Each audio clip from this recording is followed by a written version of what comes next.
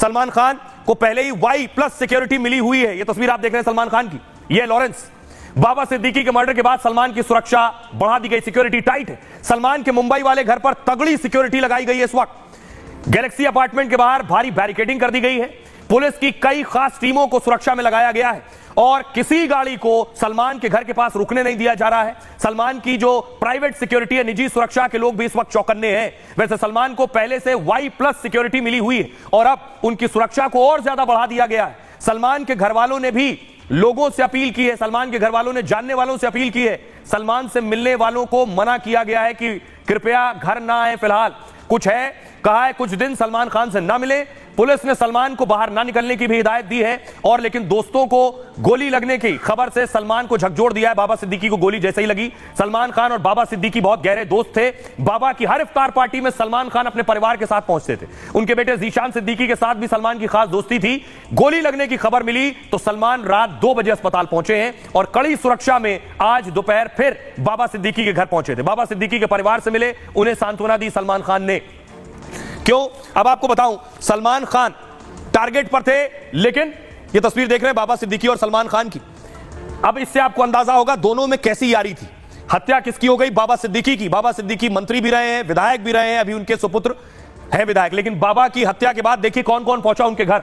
तस्वीर मैं आपको दिखाऊं, ये उनके घर की तस्वीर आप देख रहे हैं। खुद देवेंद्र फडणवीस पहुंचे, डिप्टी सीएम पहुंचे बाबा सिद्दीकी के घर।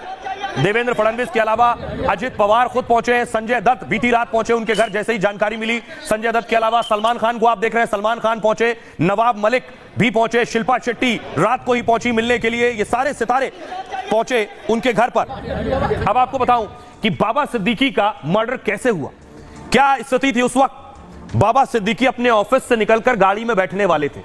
दशहरे का दिन सिद्दीकी अपने बेटे के ऑफिस में मौजूद थे। पीछे बेटा खड़ा है उनका, जो आप देख रहे हैं ज़ीशान सिद्दीकी। 9:30 बजे का वक्त था, बैंड्रा ऑफिस से घर के लिए निकलने वाले थे। बेटे ज़ीशान का फोन आ गया और वो बात करने लगा फोन पर। बाबा सिद्दीकी की कार ऑफिस से सिर्फ 100 मीटर की दूरी पर खड़ी हुई थी। बाबा सिद्दीकी कार्यकर्ताओं से मिलते ही कार की ओर बढ़ने लगे कि अब कार में बैठता हूं, घर निकलता हूं।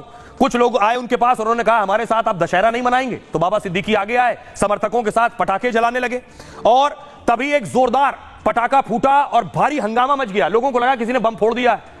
कार्यकर्ता उस ओर भागे जहां से पटाखा और धुआं फैला हुआ था। इसी बीच जोरदार गोलियों की आवाज से पूरा इलाका दहल उठा। लोग समझ नहीं पाए कि पटाखा बोला है या किसी ने फायरिंग किया है। पटाखों के बीच लोगों को गोली की आवाज समझ में नहीं आई कि यह किस तरह की आवाज थी और जब तक समझते बाबा सिद्दीकी लहूलुहान हो चुके थे। ये जो हमलावर थे ये ऑटो से आए थे, 3 शूटर्स थे, 2 फायरिंग कर रहे थे, एक अंदर बैठा था। 2 पिस्तौल से फायरिंग हुई, 6 राउंड गोलियां चलाई गई। बाबा सिद्दीकी की गाड़ी पर भी गोली लगी। बताया जाता है गाड़ी उनकी बुलेट प्रूफ थी, लेकिन वो बाहर थे तभी उन्हें गोली लग गई। बाबा को 3 गोलियां लगी, 2 उनके पेट में और 1 उनके सीने पर लगी। उन्हें फौरन अस्पताल ले जाया गया लेकिन बचाया नहीं जा सका उन्हें। बाबा सिद्दीकी ने 15 दिन पहले ही अपनी जान का खतरा बताया था। इसके बाद उन्हें Y कैटेगरी की सुरक्षा दी गई थी, लेकिन ताज्जुब की बात यह कि उसी रोज यानी कल वारदात के वक्त कोई कांस्टेबल उनके साथ नहीं था। शायद यह बात गोली चलाने वाले हमलावरों को भी पता थी और इसलिए उन्होंने दशहरे में पटाखे फूटने के वक्त को चुना गोली चलाने के लिए।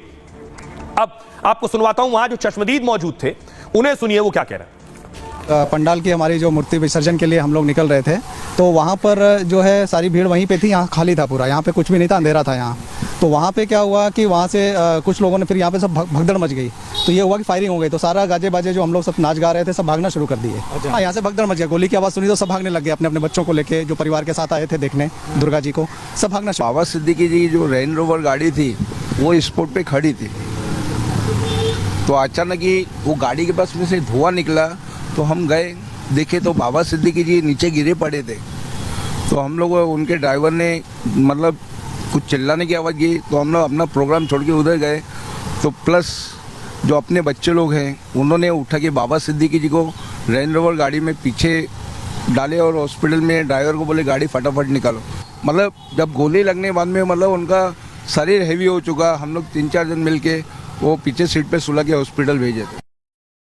अब आइए आपको बताऊं कि हत्या करने वाले कौन थे, शूटर्स कौन थे, कहां से आए ये हत्यारे। पहले 3 तस्वीरें देखिए। एक चौथा जो इसमें शामिल था, पहला शूटर नंबर 1 फरार है शिव कुमार।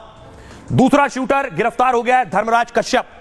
तीसरा शूटर गुरमैल सिंह गिरफ्तार हो गया है और चौथा शूटर जो इन तीनों को मदद कर रहा था इसका नाम है ज़ीशान अख्तर।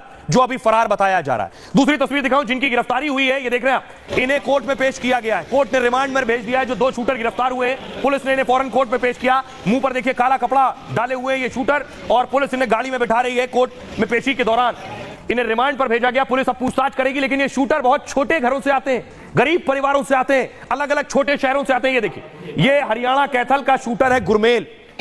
ये उसके घर की तस्वीर मैं आपको दिखा रहा हूं। हरियाणा के कैथल का रहने वाला है। घर की स्थिति देखिए, तस्वीरें लगी हुई है, परिवार की तस्वीरें हैं। हत्या करने वालों में ये गुरमेल भी शामिल है। ये गुरमेल के परिवार का घर है। उन्हें तो पता ही नहीं है बेटा क्या कांड कर गया है।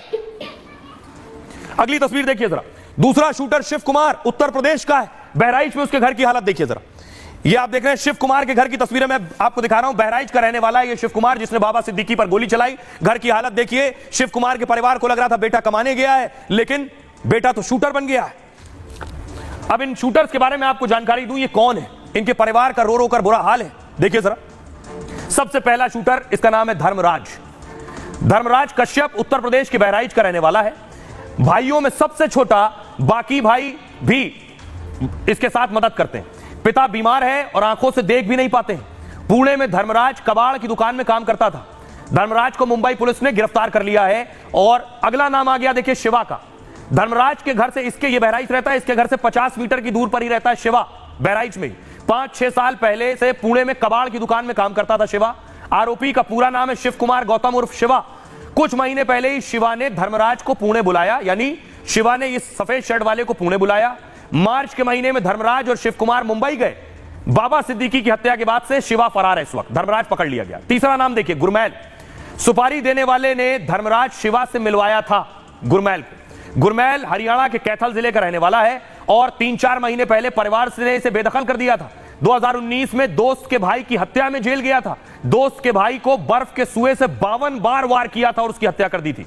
कहा जा रहा है कि उसके बाद इसे जेल हो गई। जेल में ये लॉरेंस गैंग के संपर्क में आ गया गुरमेल। जमानत मिलने के बाद बाहर आया। गांव की बजाय इसे मुंबई भेजा गया इस काम के लिए। इसकी जमानत किसने कराई, इसकी जानकारी नहीं मिल पाई अब तक। करीब 2 महीने से मुंबई में रहकर बाबा सिद्दीकी पर यह नजर रख रहा था। बाबा सिद्दीकी की हत्या के बाद पुलिस ने इसे की गिरफ्त में आ गया गुरमेल।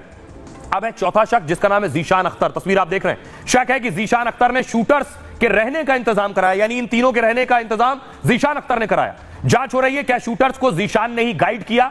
7 जून को पटियाला जेल से जीशान अख्तर बाहर आया है और आशंका है कि जेल में वो लॉरेंस के गुर्गों से भी मिला था। फिलहाल बाबा सिद्दीकी की हत्या के बाद से जीशान फरार चल रहा है।